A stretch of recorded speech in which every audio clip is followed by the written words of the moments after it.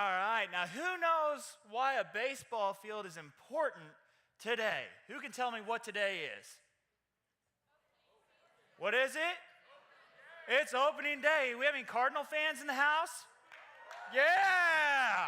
There we go. All right. So, back in 2011, I was a freshman in college, and I got the opportunity to go watch the St. Louis Cardinals play in the World Series. At this time in my life, I was having the best time of my life. Everything that I could have ever dreamed of was happening. Everything that I could have ever imagined came true. It was amazing. So, first thing I want you guys to do, I want you to close your eyes. I want you to close your eyes, and I want you to imagine all of your dreams coming true. I want you to really visualize it. I want you to see it happening. I want you to think of everything that you did, all the work you put forth, finally coming true and coming to fruition, whether that's playing in the major leagues, playing in the NFL, wrestling professionally, being an attorney, a doctor, a lawyer, a teacher. Whatever you had in your dreams, I want you to visualize it coming through, okay? Now, when you see that, I want you to imagine that all of a sudden your life's over. I want you to imagine all of a sudden your life is over. It's over. It's done. You're told that your life is over. So, the reason I bring that up is because everything I could ever have dreamed of was coming true. I was playing college baseball. I was making a difference in people's lives. I was having a great time. I was enjoying life. Everything was coming true. And then, all of a sudden, the day after that game, I wake up after being in the best shape of my life from college workouts, and I can't pick myself up off of a cushion. I can't get myself out of bed. I was so weak. Here I was in the best shape of my life, and instantly, in one moment, I'm having the best day, and then all of a sudden, now I'm knocked down. There's nothing I can do. I can't do anything. So I did what any college kid would do, and I called my mom. I said, "Mom, I'm not feeling well. I'm running a high fever. I can't even stand up. I'm really weak." So she drove about 2 hours to my campus, picks me up, takes me home. I start feeling a little bit better the next day, get to where I can move around. Wake up the next day, I can't pick myself up off the couch. My dad had to carry me. At that time, I was 6'5", 225 pounds. He had to carry me up a flight of stairs out to the car, put me in the car, drive me to Carbondale Memorial Hospital, where as soon as I get in there, the nurses, they do some tests, and all of a sudden they're like, "We got to hospitalize this kid immediately. He has a dangerously enlarged liver and spleen. We need to get him in now." They get me up to the room, and for 5 days straight, they're testing me for everything. They're trying to figure out what's going on. I'm running 105, 106-degree fevers. I've lost 20 pounds at that point in 1 week. Imagine that, 20 pounds in 1 week. You drop it. Can't hold down food, can't stand up, can't go to the bathroom by myself. Everything in my life was crashing down. So they go and they do some lymph node biopsies. And for you who don't know, that's where they go and they just remove one of your lymph nodes and send it off to like Mayo Clinic, all the big hospitals, right? They're looking for something. They need to find out what is causing this kid all this turmoil. So they send it off to Mayo Clinic and all these, and day 7 arrives, and I'm not getting any better, so they ship me off to St. Louis University Hospital. I get to the hospital, I get up to my room, go by ambulance, get up to my room. My mom's phone rings. She answers it, and she hits her knees, crying. She whispers something to my dad, and he hits his knees, crying. Now, let me tell you about my dad. My dad is this big, burly farmer. He's also a banker at our bank, so, I was raised from him to never show emotion, never show pain, never show anguish, never show that someone has taken your joy. I had never seen that man cry, and all of a sudden he hits his knees in tears. On the other end of that phone is this diagnosis: acute plasmablastic multicentric Castleman's disease. Now, in 2011, this pie chart would read 90% chance of dying, 10% chance of living. They've since found some sort of treatment, but still you only have a 28% chance of survival. And you're usually dead after a few weeks. Now I want you to think about that. All of a sudden, everything you had in your life was going well, and now you're told your life is over. As I laid in that hospital bed, I got to thinking about my life and what I had done and everything that I had done for my life, and started thinking, did I do everything that I could have? Was I the best person I could have been? Did I put all the work and everything it took in to be successful in life in that time? And so I started thinking about these questions, and I put them in sports terms because I'm an athlete and I love sports. Sports, shiny things, loud noises. That's my big thing, you know. So first question, did I play to the whistle? Who knows what playing to the whistle means? Back there, what does it mean? Till it's over, right? So our life eventually is going to end, right? So did we give everything we had to that point? So now I'm told that my life's over at 19 years old. Did I give everything that I had until that point? No. Did I leave it all on the field? From the time I woke up to the time I went to bed, did I feel like I had put forth every maximum effort to make everything I did come true? No. When I look back at the end of the game, can I honestly say I gave my maximum effort? Meaning that I put forth 110%. Not 100%, 110%. Made that extra. No. And then can I say that I was playing to win, or if I was just going to the emotions? I wasn't playing to win. Because when you play to win, you give everything you have and you want that win, no matter what. A loss, a tie, nothing satisfies you. You have to reach that win. You may lose, but you're going to get that win eventually because you keep pushing. And then, was I a leader that my team needed me to be? And the answer, no. Now, this is Aeneas Williams. Some of you might know him, some of you might not. He's a Hall of Fame cornerback safety. He played for the St. Louis Rams, the Arizona Cardinals, and the St. Louis Cardinals whenever St. Louis had the St. Louis Cardinal football team. Aeneas has this quote, "Begin with the end in mind and die empty. Live out your full potential in life and go to the grave empty. Don't waste anything." What does that mean? That means that eventually every single one of us in this room is going to be put in the ground. It's up to you to decide if what's put in that ground is an empty vessel or something left with potential, spirit that was left over and unused. Now I'm going to give you some 5 keys. I want you guys to write these down. These are 5 keys to become a game changer in your lives. And I want you to really take these to heart, because if you do these in your life, you will be successful.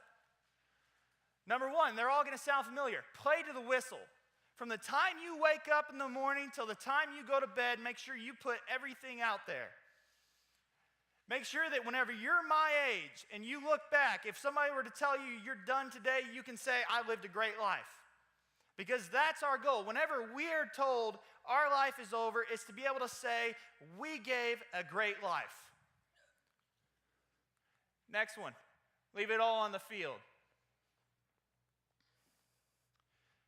Then, of course, give your maximum effort.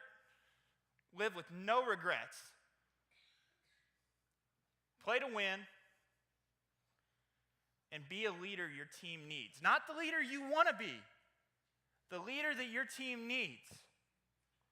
There's so many different types of leaders. There's leaders by example, and there's leaders who lead vocally. There's leaders who just go out there and they kind of silently lead. But you need to be the type that your team needs. Now, I'm here today, so obviously there was a miracle out there. And so as soon as I was healed, Can't Touch This came on my phone, and I had to play it, and I did a little happy dance. Because the diagnosis that they had given me, with everything pointing towards it, all of a sudden vanquished. It was gone. It was done.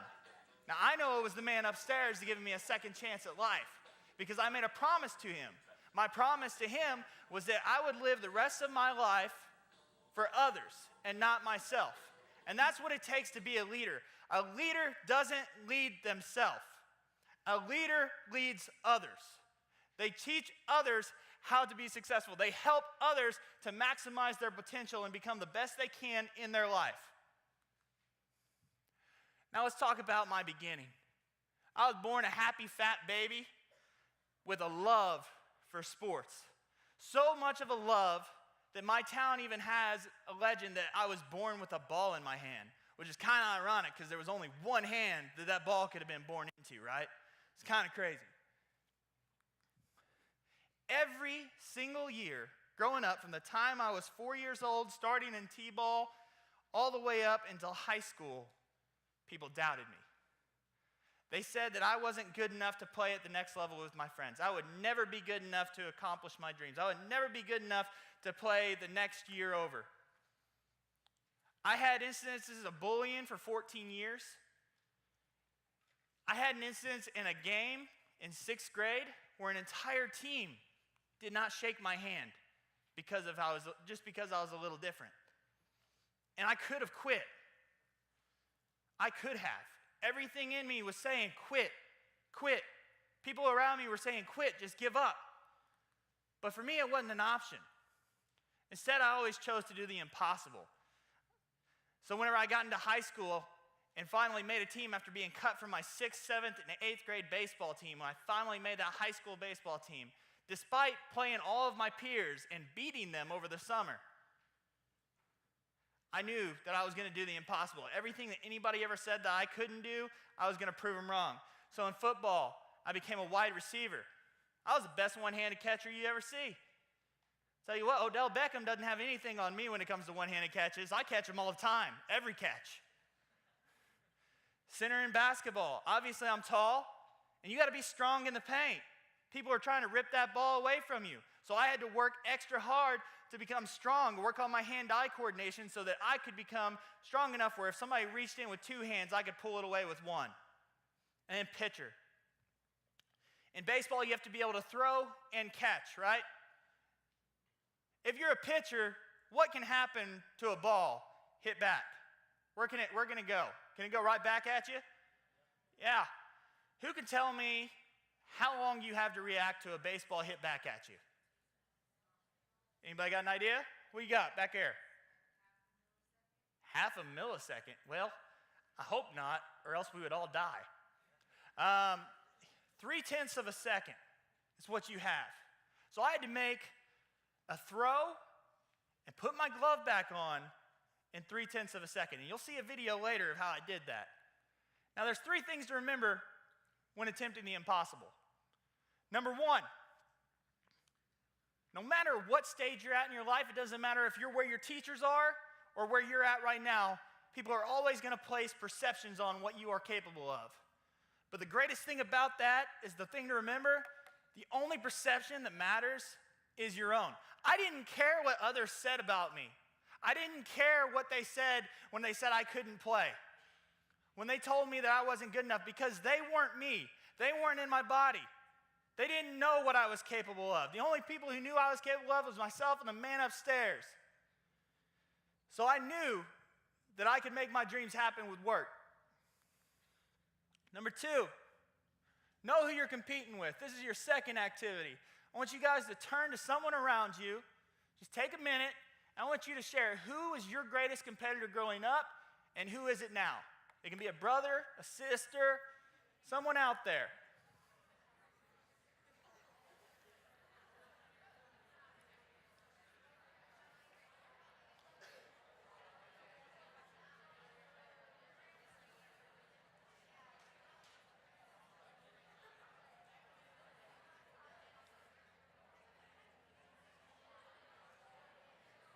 All right, you guys ready to hear who my greatest competitor was?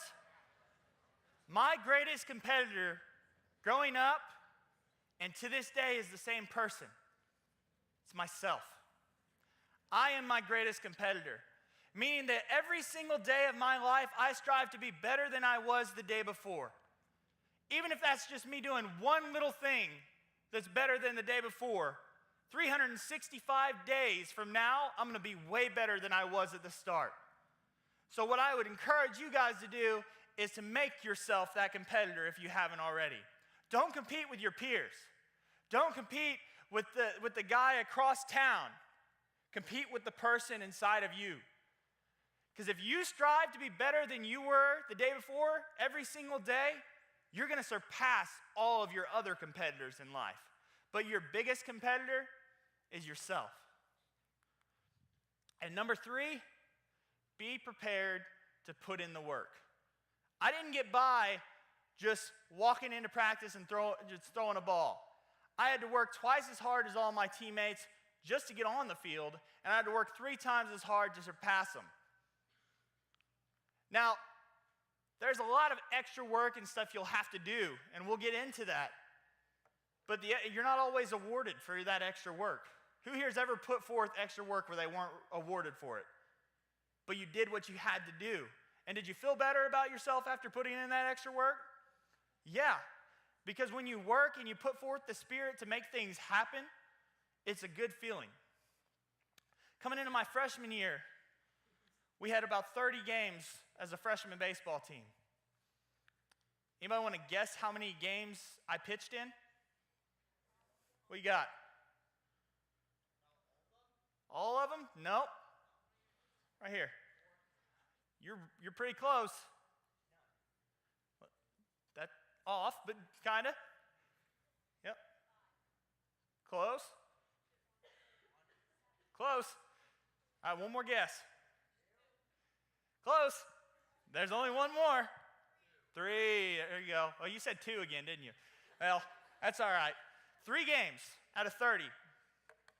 In those 3 games, the very first game, we're playing against Nashville High School, and at the time, Nashville was a powerhouse. They had beaten us 15-0, or beaten our middle school team 15-0, and beaten all of our summer teams.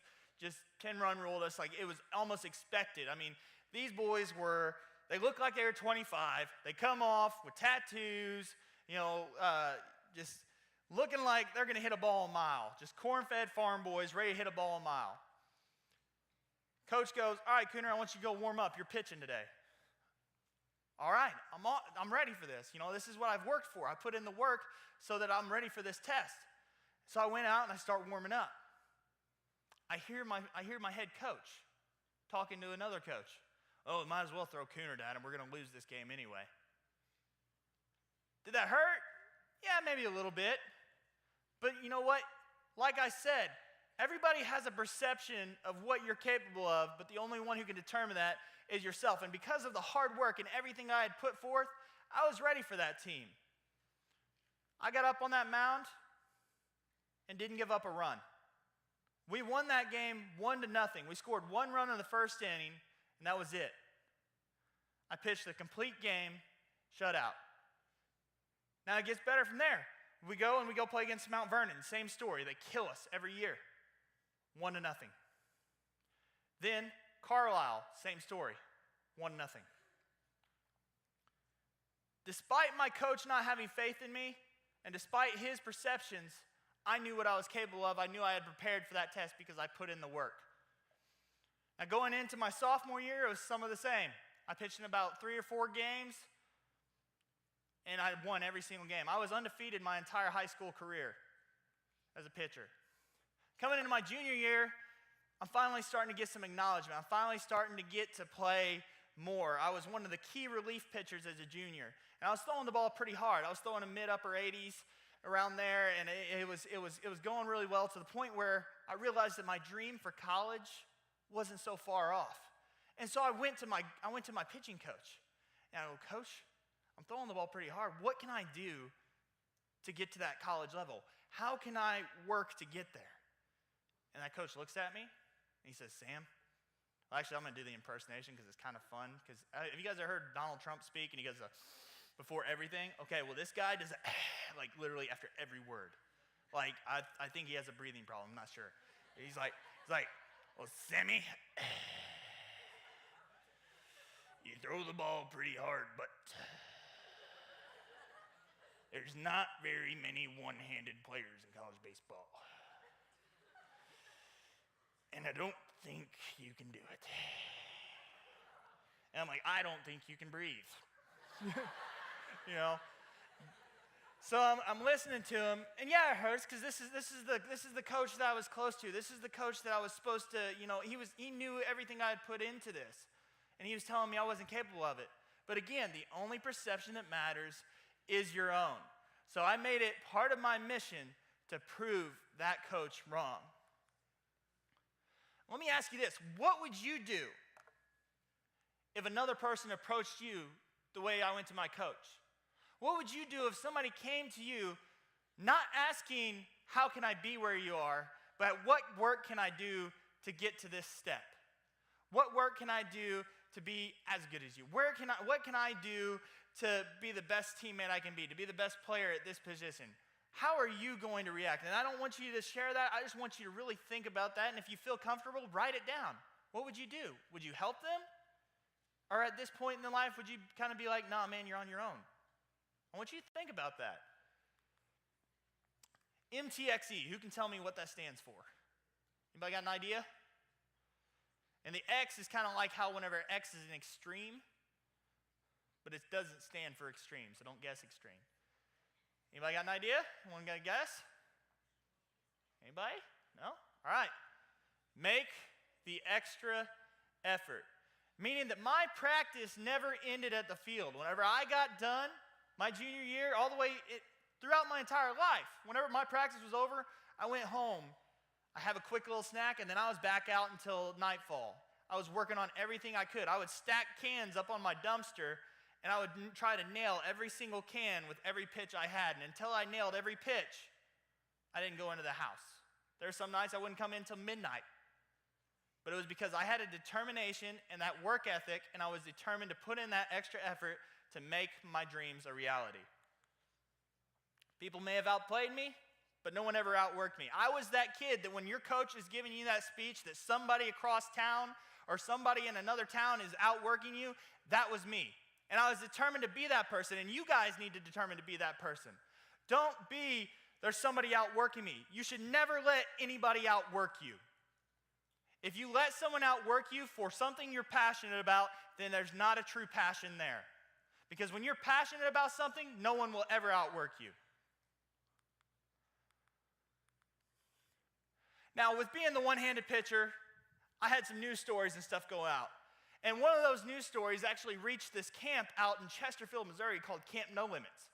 And they reached out. And this camp is for kids like me to teach them everyday life skills that you guys might take for granted, like how to tie your shoes, how to button a shirt, how to do everyday tasks that you guys do in mere seconds can take them a little bit longer.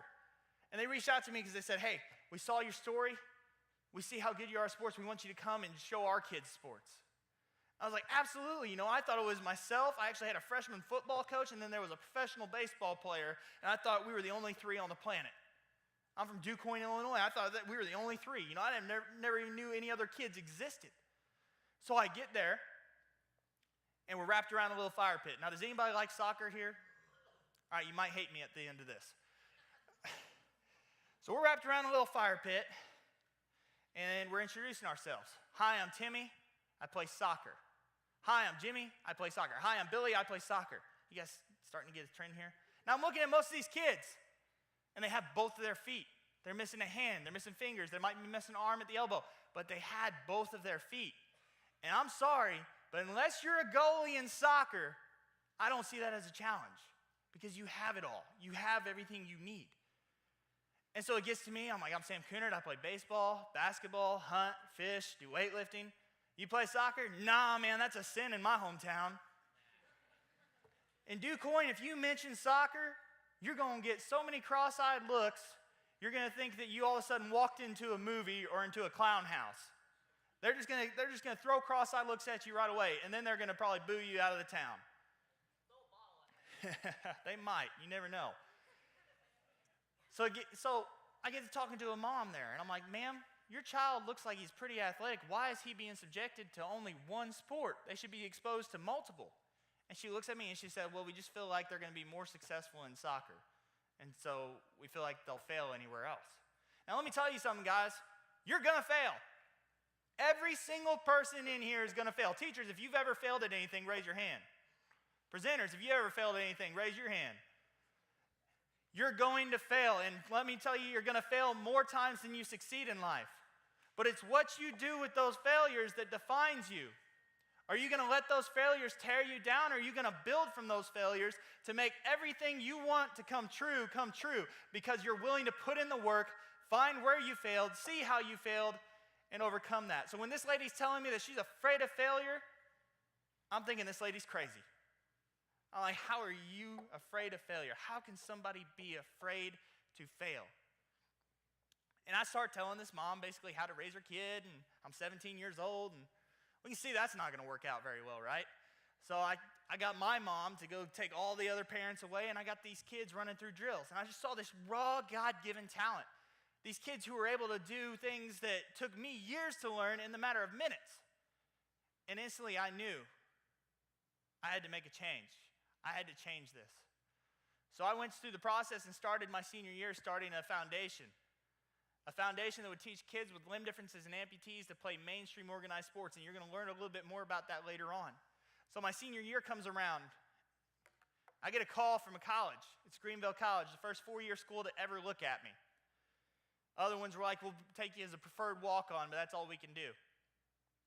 They invited me to the campus tour to meet all the coaches, and I was pumped.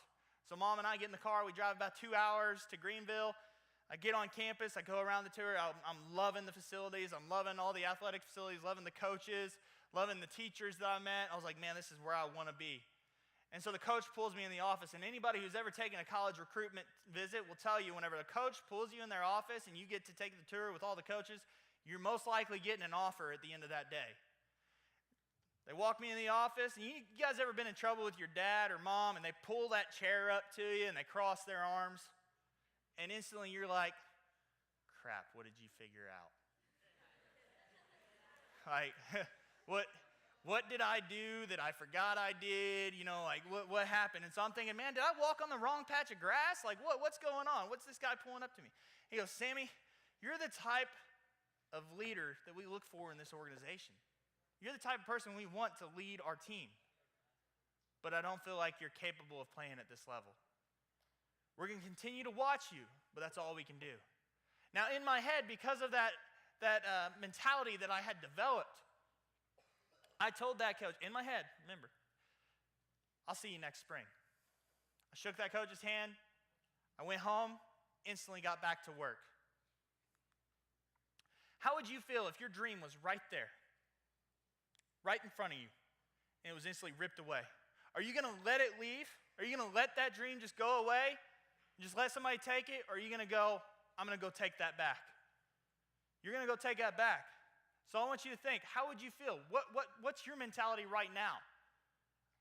Do you have that mentality of, nah, nobody's taking my dream, I'm going to put forth whatever it takes to make it happen, or I'm just going to let it walk? I want you to think about that. Now, my senior year, we had a crazy, crazy season. Our baseball team went 1-8 to start the season, and we ended up in the state tournament. Sometimes all it takes in your life is one victory to propel you to success.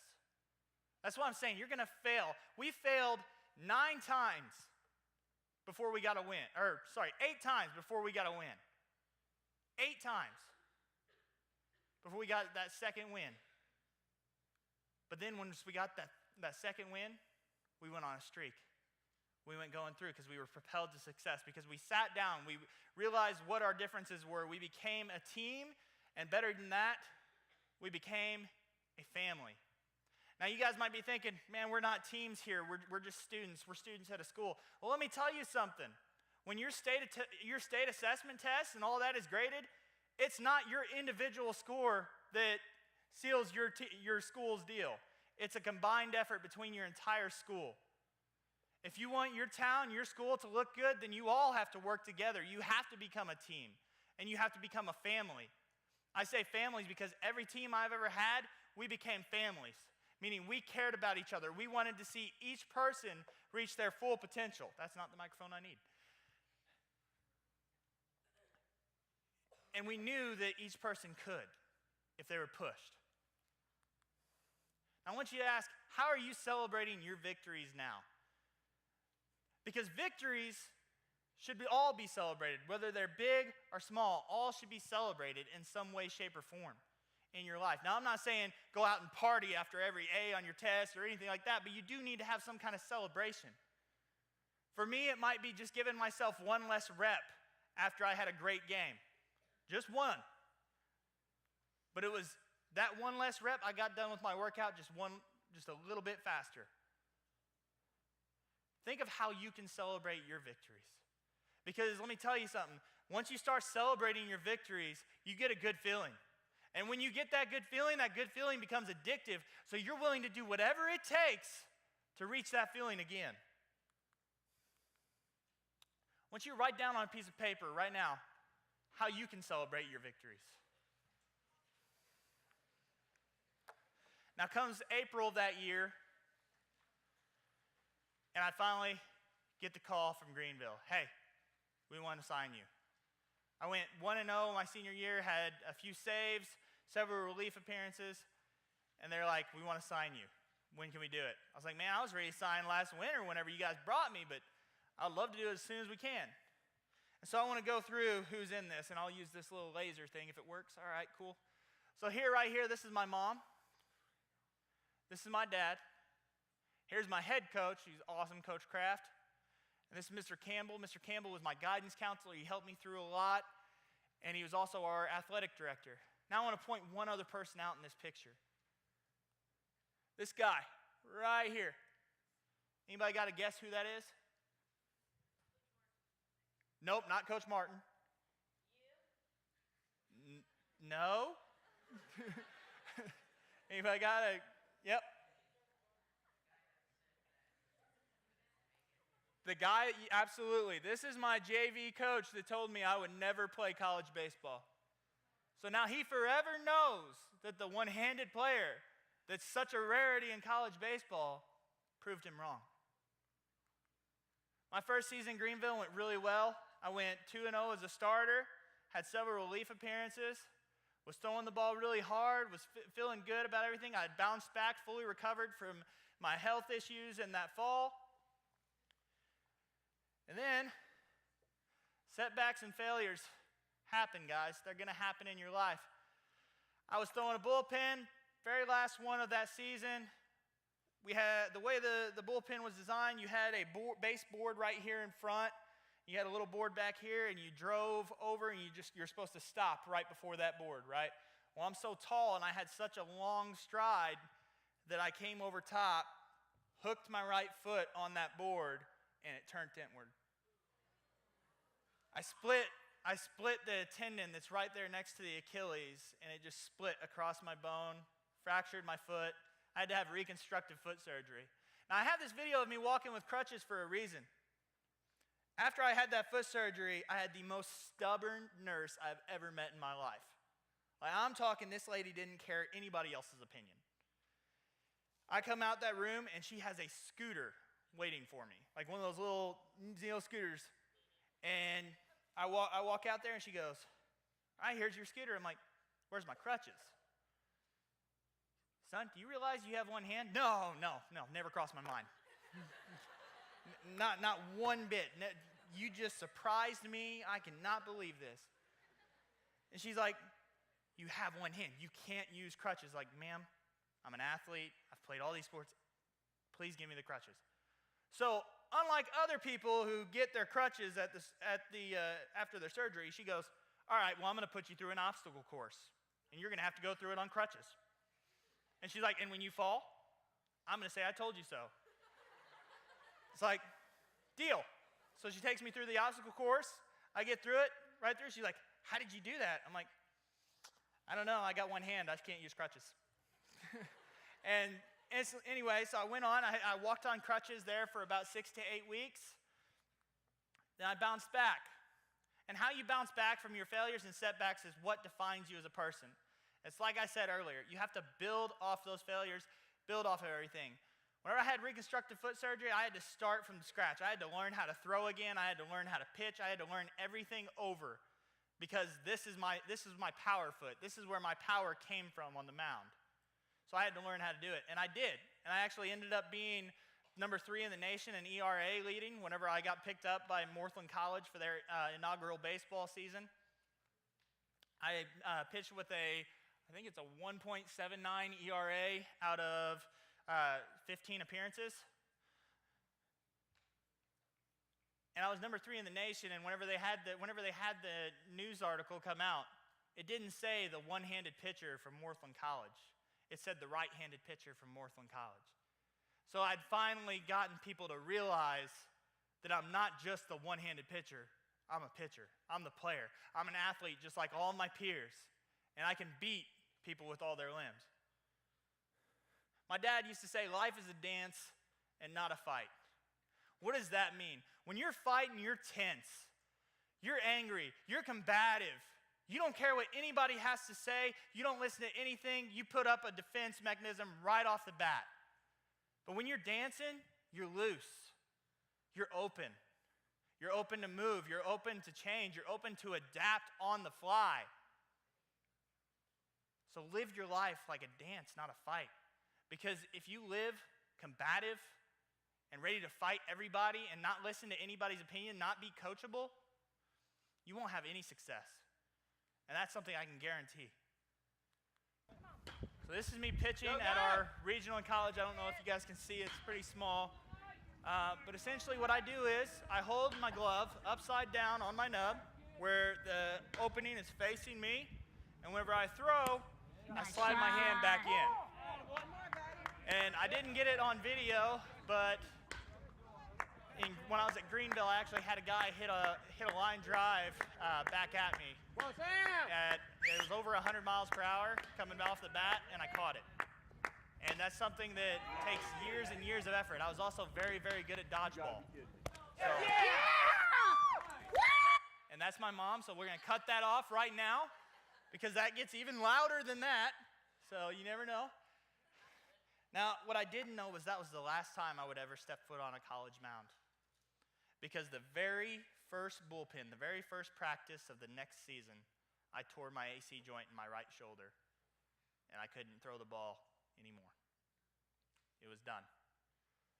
And I knew it was done as soon as I threw it. It was one of those things where you knew it was over. As soon as I threw it, and then when I tried to throw it again through the pain and couldn't even get close to the plate, I knew it was over. Now, since I have had scar tissue and everything built up over my shoulder to where I can throw a baseball here and there, but I'm miserable the next couple of days. And then he said, you can have surgery, and you can have a chance of coming back, but you'll never be full. You'll never be back to what you were. But the surgery is going to require you to be in a sling for 1.5 years. And I said, no. I said, I'll just take the pain, I'll grow with it, and let the scar tissue heal over, and I need to find another way to stay with this game. And about a week after that, my head coach, our pitching coach, had quit at Northland College, and he approached me and said, hey, the effort you've put forth in the gym, the effort I've seen you put forth in film, everything you've done, I respect you enough that I want to have you keep your scholarship as a baseball player, but I want you to coach.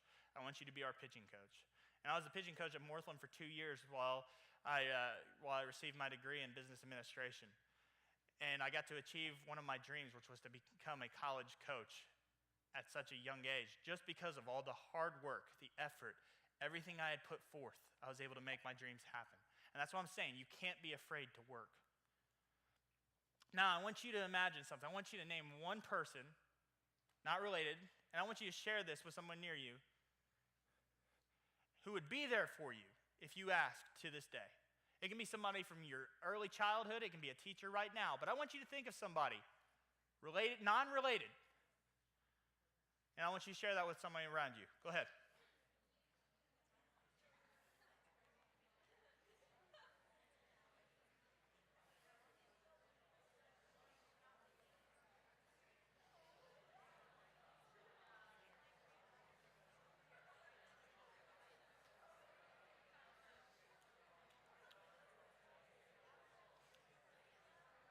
All right, everybody shared? Everybody got a person?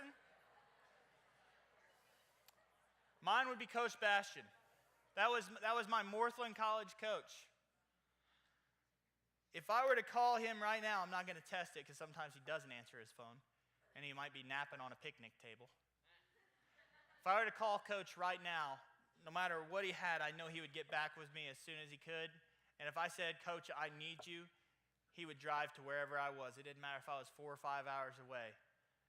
Because he was that type of coach, the type of coach that looked to maximize the potential of all of his athletes, and not just as players, but as people. And he was determined to show me that I could do anything I put my mind to and push me to the point where sometimes, I hated the guy because he was pushing me so hard. But now I look back at it and I love him because he pushed me harder than anyone else would because of belief. Who here has someone who in their life, it could be a parent, that pushes you to where you're like, I don't want to see you right now? Anybody got that person? It could be a dad, mom, coach, somebody's pushing you and you're just kind of like, be quiet. Well, I want you to tell you, that person right there, the reason they're doing that is because they care. Someone who doesn't push you, they don't care. People who push you and look for the best in you and try and get the best out of you, your teachers, the presenters, the people who organize this event, they want the best out of you. That's why they put together things like this. They're pushing you to do things and break out of your comfort zone because they care. So why don't you give your teachers and all the people here who put this together a round of applause.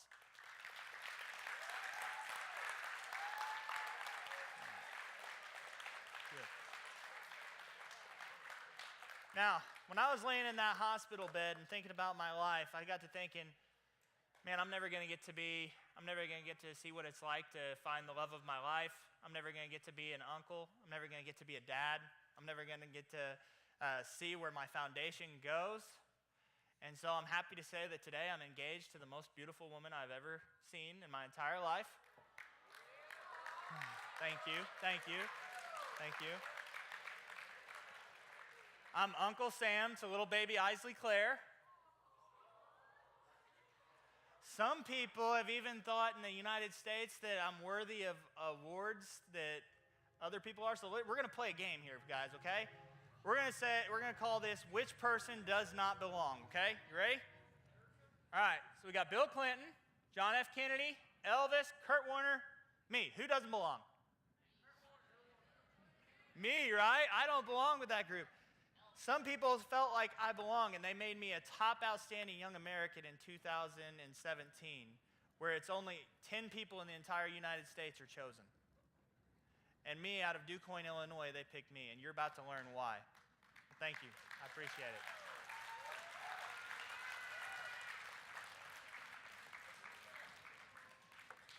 I wanted to give you guys this quote.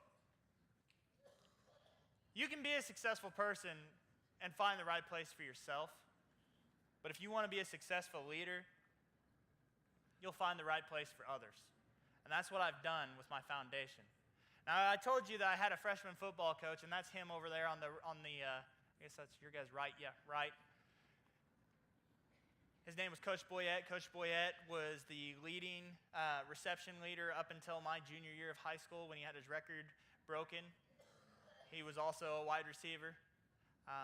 And then the guy on the left, that's Jim Abbott. He's the only one-handed pitcher to ever play Major League Baseball, and just an amazing man. And I thought it was me, Jim Abbott, and that coach. I thought we were the only ones on the planet before that camp. Now I want you to imagine of having a mentor who looked just like you, someone who had been right through your shoes, had always been able to overcome everything that you'll ever face. And you have that person to look up to. It's pretty powerful, right? You have a person who has been exactly where you were, and they're willing to mentor you, willing to help you reach where they've been, and even surpass them. So let me introduce you to Nubbability. Like I said, Nubbability is my camp that I started to teach kids with limb differences and amputees to play mainstream organized sports, so to compete against every single one of you. And it started in 2012, was our very first camp. We had 19 campers come from all over the country to Greenville College, where I was going to school, to be coached by 7 coaches who I had recruited via social media stalking, Twitter, Instagram, Facebook, kind of, just the norm, Google. Google knows everything. Just letting you guys know that if you haven't figured that out. Then I was thinking, man, this is my purpose. This is what I was meant to do. Then year 2 comes. We grew to 42 limb different campers and 20 plus coaches. Ready for a ride? Year 3 grows to 74, 40. Year 4, 100 limb different campers and 50 coaches. Year 5, 136 limb different campers and 60 coaches. Year 6, 156 limb different campers, 42 different states, 2 other countries, and 70 coaches. Year 7, 179 limb different campers. This is this past year, 179 limb different campers from 43 different states and 3 other countries, 80 plus coaches came to DuQuoin, Illinois. To DuQuoin, Illinois. Think about that. Is DuQuoin that great? We got 3 stoplights. All right? We got 3 stoplights. We got an amazing athletic facilities, but we got 3 stoplights, and our grocery store is Walmart. You know, I mean, that's what can come from hard work, guys. So this is a map of where all of my campers come from, and if they're out in the ocean, no, they're not out on boats. They don't live on boats. That's just another country, and I didn't feel like getting a globe. So these are the different locations that we're in now. We're in 7 different states with other camps throughout the nation. We've gotten into sports such as wakeboarding, water skiing, snowboarding, skiing, all kinds of sports. Basically, if it's a sport the kids can compete in, I'm going to make it happen. Because I want every kid to know, and all of you to know, that you are all created perfectly and that you can do anything you put your minds to. And I'm sure you've heard that a million times from a parent, but I mean, it's 100% true. So I wanted to let you guys see what nubbability is like. Ready, set, go!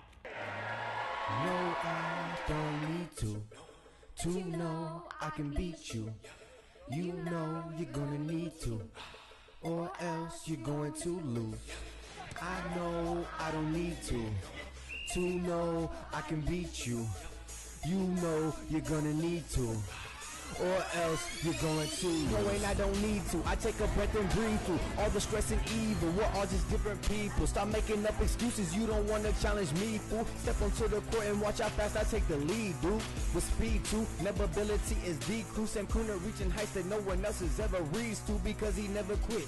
Trying to thread the needle. And when he steps up to the mound, you know he's pitching heat. Woo! I know I don't need to know I can beat you.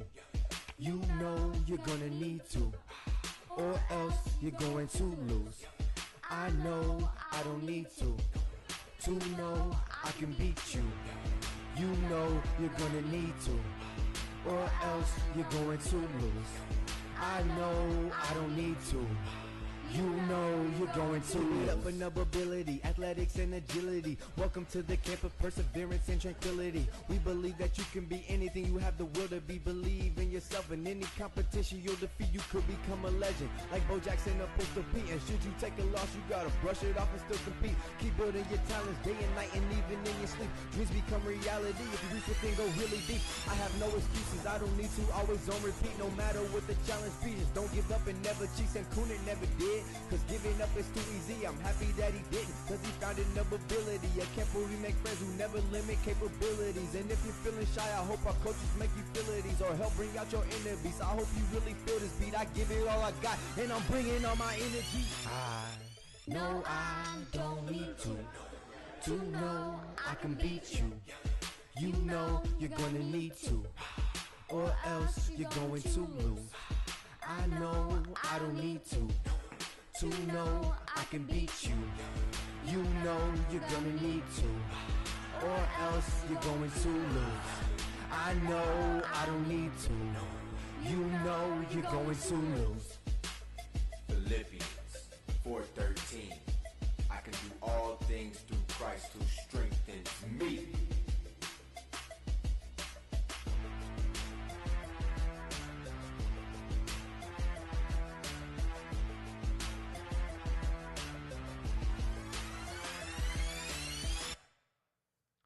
So that's what can come whenever you put forth all the effort you have. Give everything you have towards your passion. I work every single day, and I don't feel like I've put in any hours. I put in probably 90 hours a week, but it doesn't feel like it because I'm so invested in my passion. I'm so passionate about that. And that's why I want to encourage you guys, because I know your thing is what careers you're going to choose and kind of get an idea. My lesson to you is choose your passion. Don't settle for anything less than your passion.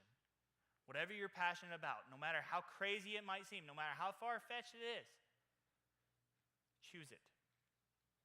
Work for it. Make it a reality. Because you guys are all game changers in your life, but it's up to you to become that. You all have the potential to become those game changers and in others' lives, but it's up to you to look inside, say, what's inside of me, and do I have what it takes? And if I do, or if I don't, am I willing to put forth that work to make it? That's what I encourage you. Passion over pay. Passion over pay. Always remember, everyone has a million excuses for why they can't do something, but it's the great ones, the ones that rise up, that use none of them. Anybody have any questions? Yeah, right. Did you sing the song? I did not sing the song. I cannot rap worth a lick. That was actually, it was a teammate of mine from high school football. He was a middle linebacker, and he became a rapper. So if you look up Chazzy B, he's got some pretty good songs out there, and he does a new theme song for us almost every year. Yep. The hardest sport for me to learn? You know, I never really found anything hard to learn because I was always willing to put forth the time to learn it. I would have to say the one that took the longest was probably baseball, just because with pitching and stuff, I had to be able to get that glove transfer really fast, so I spent most of the time on it and taking hits to the body because I wasn't able to field it right away, but willing to put my body out there. And so I would say the baseball was probably the hardest one. It was the one I was most passionate about. Yep. Did I ever do track? Yes, I did. I did hurdles in 8th grade. It's pretty well just like walking over hurdles for me. But I never really, that was the only sport I can say that I didn't give full commitment to because it was during baseball season. So I was doing baseball and track, and so baseball always took my full commitment. Anybody? Yep, back here.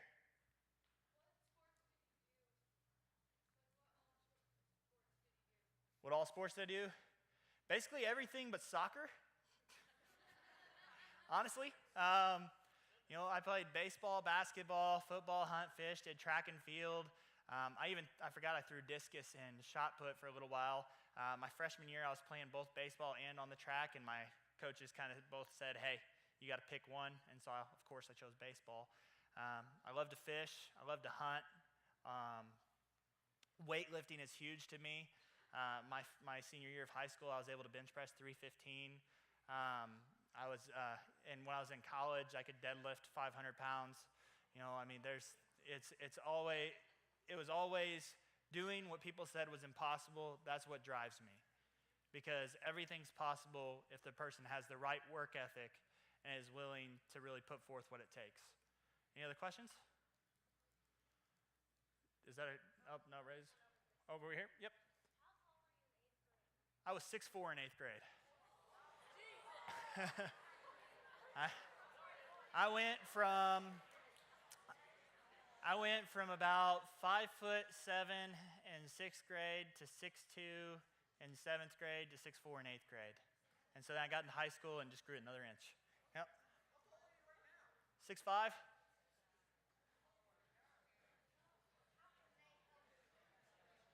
Oh, absolutely. So if you guys ever want to get involved in helping camp, we absolutely have lots of volunteer opportunities. Now, with you guys being 8th grade and not having your own vehicles, obviously we would want your parents present and to volunteer as well. But you can find all that information on our website and stuff, and you'll see that here in the next slide. But we love for people to volunteer because it changes everyone's life. It'll change the way you look at things that happen in your life. You won't ever feel sorry for yourself again after attending one of our camps, I promise that. Any other questions? Right here. Do you think now you could still deadlift 500? Yeah, 100%. So I just did a speaking engagement out in Michigan, And so I challenged myself to, as part of the speaking engagement, hold up 425 pounds while talking, and was able to do it. And you can find that if you follow me on social media. You'll see how, like, I live in the gym. I love the gym. Yep. Do I like what? LeBron? Yeah, LeBron's awesome. Everything he's doing for everybody with the schools and everything, LeBron is exactly the type of person that every professional athlete needs to be. He's using his platform to change the lives of others and not just for himself. Back here? Yep. You got your hand held up. You're looking around. You put your hand down. You got one? Oh, well, over here. Blue? Yep.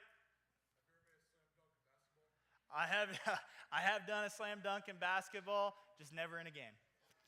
Never got the opportunity to do it in the game. I was always just trying to make the basket so coach wouldn't bench me. No way. Maybe if I'm allowed to hit him with a sledgehammer beforehand. Yep. Fastest time for hurdles, gosh, I don't even remember. It wasn't the greatest. I was a 4.6 40 in high school football, but as for hurdles, I'm not gonna lie, I didn't have any form. It was just kind of stepping over them, so I was always like third or fourth in the race out of like 6 people. So, anyway, one more question, or 2 more questions here. 6'5". There you go. Right there. My favorite sport, by far, baseball. By far, baseball. I love baseball. Now, my favorite sport to watch, and this is crazy, is football. I love football. Yep. My highest batting average. So this is a crazy stat, and it's like one of my favorite stats of all time. From middle school till my senior year of high school, I never struck out. So my batting average was 650. I never struck out. I flew out. I got thrown out, but I never once struck out. Yep. My biggest encouragement growing up was, so if I'm looking at sports, it would have been Jim Abbott, the guy who you saw a picture of, because I had seen him. He had gone through everything, and he was where I wanted to be. But if I'm talking local encouragement, it would be my father. My dad, he always kept me humble. He always made sure that whenever I start to brag on anything and start to get like a little bit of a big head, he would instantly take me down a level. And, you know, at the time I was thinking, man, I don't understand why he's doing that. But now looking back, he kept me humble. He made me realize that even though I had worked for this success, to stay humble and be able to pass that success on. Yep. My dad did. Both my mom and my dad, we used faith really to overcome all my struggles. My mom was a very, very faithful Christian lady, and so I'm really big into my faith as well, to the point where I'm actually a Christian author. I actually wrote a book, which if you would have told high school Sam he's going to write a book, he would have said, and you're crazy. The hardest I threw, which this is the crazy story, is whenever I tore my AC joint, I had released the hardest pitch I'd ever thrown. It was 91 miles per hour, and apparently my shoulder couldn't take it, so there was that. But to this day, I can probably still have 1 or 2 over in the upper 80s, but I'll regret it the next day. My pitching average, so in college it was 1.79, and in high school it was under 2. One more question back there. Why don't I like soccer? Whenever you're raised in DuQuoin, we'll just start that one. Whenever you're raised in DuQuoin, you're raised to love the main sports, but when it comes to soccer, it's an outside sport, and everybody thinks it takes away from football. I really don't have a problem with soccer anymore because, I mean, if you see, I included it in my programs. And I do respect where soccer comes from, but being from DuQuoin, it's a sin, so. So I want to do one more thing with you guys, if you'll let me. Actually, 2 more things. I want to take a selfie. We guys take a selfie with me?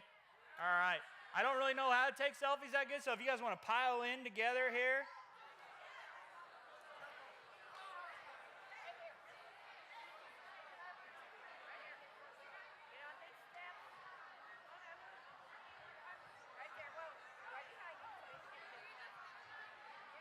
All right.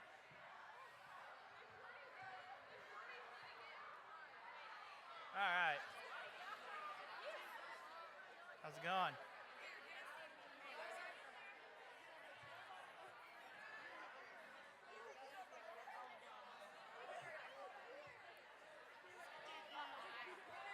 That's good.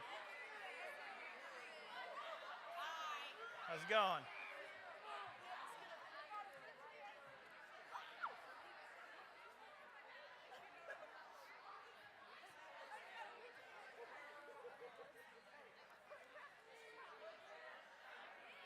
Are we good?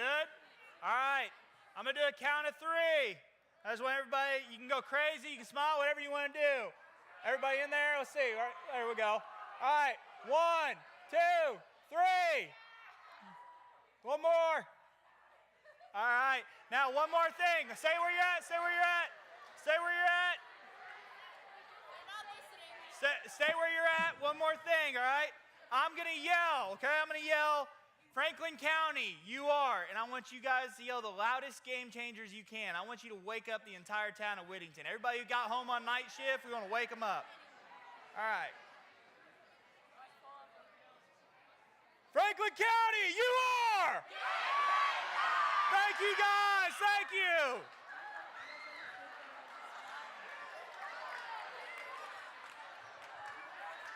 Thank you. Thanks, man. Absolutely.